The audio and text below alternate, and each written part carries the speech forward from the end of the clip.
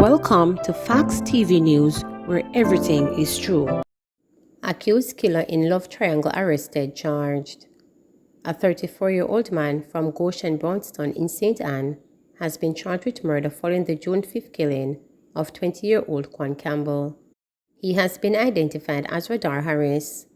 Harris, who was brought in to the St. Anne's police on Tuesday by his attorney, Oswald Senior Simit, was charged following a question and answer session on Thursday.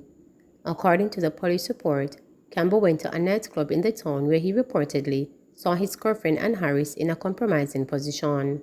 An argument developed between Campbell and his girlfriend. It is alleged that they both left the club and went across the road to Brownstone Market, where the argument escalated. Reports are that Harris intervened in the argument, during which a pair of scissors came into play. Campbell was reportedly stabbed in the left side of his chest. Campbell was taken to hospital where he was pronounced dead. Fake engine oil among 300 million in counterfeit goods seized. Approximately 300 million in counterfeit goods, including engine oil, was seized from a wholesale on Princess Street in downtown Kingston Wednesday afternoon. 2 persons have reportedly been taken into custody by the Counter-Terrorism and Organized Crime Investigations Branch (CTOC). Assistant Superintendent Victor Barrett, head of the CTOC's Intellectual Property Unit, told reporters that the practice of selling fake goods has become a lucrative business in Jamaica. He noted that they had received reports from a brand rights holder and acted on the information. This store has a wide variety of counterfeit goods, from shoes, bags to engine oils, lotions, Beats by Dre headphones. We have Puma, Nike, we have a lot of Crocs, we have Michael Kors, and some of them are even named Michael Rogues. They are so creative and disrespectful to the brand, ASP Barrett said. He stressed that counterfeit engine oils may cause irreparable damage to vehicles. Once we receive a report from a brand owner or rights holder, then we have a legal obligation to act. If you have a brand and you register your brand and a recognized brand in Jamaica, and you have your certificate of registration from Jamaica Intellectual Property Office, JIPO, then we as the police have a responsibility to act. The owner of the respective brands reached out to us, so we are here, ASP Barrett said. ASP Barrett told reporters that the store was not ordered closed, as the merchant also has other goods that are licensed to sell. Gangster police submit split. A suggestion by State Minister in the Office of the Prime Minister, Homer Davis, that the police have a sit-down with gangsters in order to counter spiraling crime, particularly murder in St. James, has drawn support and opposition from their senior government ministers. I do support Homer Davis that we need to encourage the gangs to meet at the table, to work out their differences and to communicate instead of fighting, Justice Minister Delroy Chuck told reporters on Thursday, after the newspaper report of Davis' suggestion generated much discussion across the country. I support any mechanism to get the warring parties talking to one another, said Chuck, who many years ago had adopted a similar approach to reduce violence in the Grants Pen community and his St. Andrew northeastern constituency. When the warring gangs and dons were bringing chaos and carnage to Grants Pen, we were able to get them to sit at the table and work out their differences, and it culminated in the various corners where gangs were participating in football and domino competitions, Chuck recounted. And eventually, with support from many stakeholders, we were able to secure a lasting peace in Grants Pen community, and I can say to the best of my knowledge, there are no gangs or dons in Grants Pen or Barbican, he added. However, National Security Minister Dr. Horace Chang said he is not in support of his parliamentary colleague's suggestion, stating firmly that he does not bargain with murderers. I have never negotiated with killers. I have said that publicly before, so that is not something new for me. It is a position I have taken for a long time. I don't negotiate with killers, said Chang, who represents St. James Northwestern in the Parliament.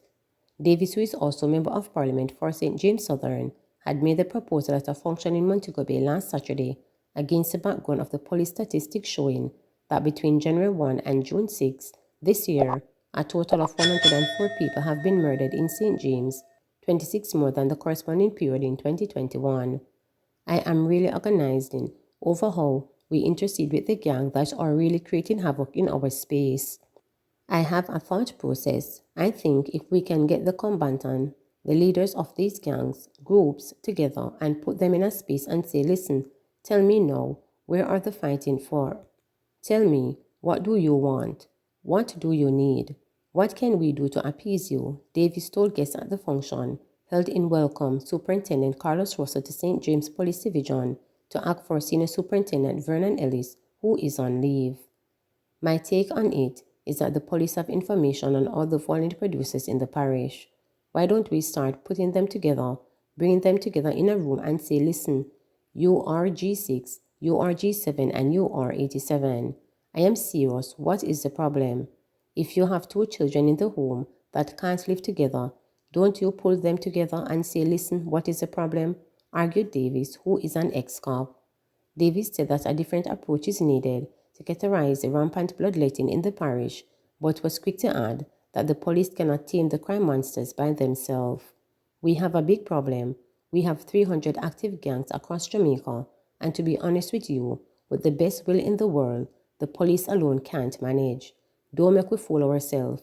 If we have a police on every corner, which we can't afford, I doubt if we would be able to manage it, he argued. We have to develop different approaches. Legislation is good, but legislation is not the all. We have the anti-gang legislation, and as I have said over and over, if we continue on the same trajectory, we are going to choke the justice system. You can imagine 60 members of various gangs before a court with 60 attorneys and 60 cases, he said. Fruit vendor dies while waiting for hospital transfer. 5 years ago, Michael Chino Kerr said he lost his hypertensive mother while she waited for a transfer from Noel Holmes Hospital in Hanover. On Wednesday, his wife Lorna Cham Kerr died after an extensive wait to be transferred by ambulance to the Connor Regional Hospital in St. James. The whole thing sent up my pressure because of the same thing that happened to my mother. So it just knocked my brain left, right and center, Kerr told reporters at the hospital on Wednesday. Me lose my mother, me lose my wife same way. If them did rush with her my wife, me feel the same thing would not happen because an internal bleeding, he added.